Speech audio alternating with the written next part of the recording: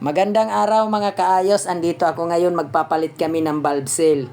Ito ang strategy, panoorin nyo kung paano magpalit ng bulb seal.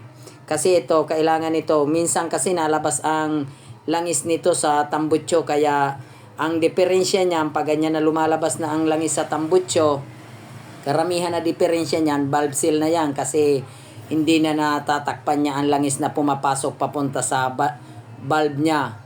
Lalo na ang kadalasan lumalabas ang langis niyan doon sa exhaust na yan. Ang intake hindi gaano sirain niyan. Karamihan niya na nasisira ang exhaust. Kaya pag nagpalit ng bulb seal, ganito ang dapat gawin. Yan, papasok mo muna yung barbula para yun ang pinaka-guide mo doon. Saka ipapasok yung bagong bulb seal.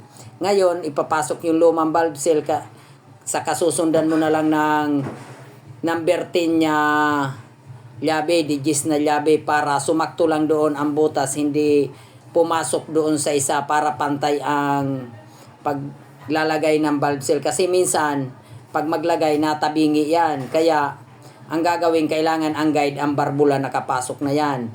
Yan, ganyan lang ang paggawa niyan. Yan ay madali lang naman yung gawin pa sa mga ganyang strategy na yan. Ngayon, ang paglagay niyan, minsan pag nasubrahan mo yan, yung bulb seal na yan, lumuluwag yan kasi kung bumangga na sagad na doon sa ilalim yan, bumubuka ang bulb seal, sayang rin lang. Kaya nagkakataon yan na pag nasubrahan mo ang pukpok, dumikit na sa ilalim, sa bulb guide niya, bumubuka yan. Kaya ang kailangan niya, pantay lang ang paglagay doon, hindi mo masyado sagad doon sa pinakababa ng cylinder head, yung pinaka bulb guide niya.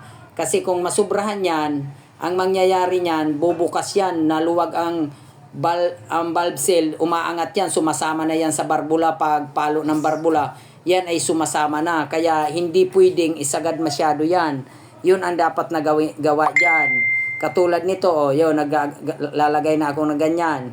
Kami naman, ang pagkabit namin yan, tinanggal ko na yun. Yung tinanggal ko doon, yung isinaping ko doon para hindi masira yung bago. Kaya sinasapinan ko na luma. Kasi in case naman na magka-problema yung palo mo, yung luma ang maaapektuhan. Sayang naman kasi kung hindi mo lalagyan yan. Ngayon, pag naglagay ng barbula, kami mano-mano lang. Yan, pinapadiinan lang. Yan, madali lang yan. Gawang malambot lang naman yan ikabit. Kasi ang ginagawa dyan, sa ilalim ng bulb, lalagyan mo lang ng kahit na llabe o kaya bagay na ipatong mo yun doon para hindi magkaroon na, hindi siya bumaba.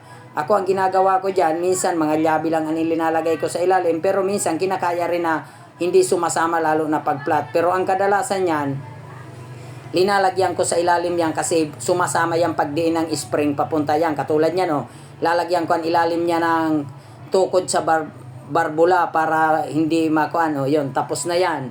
Yan, katulad yan. Maraming salamat sa lahat ng mga nanood.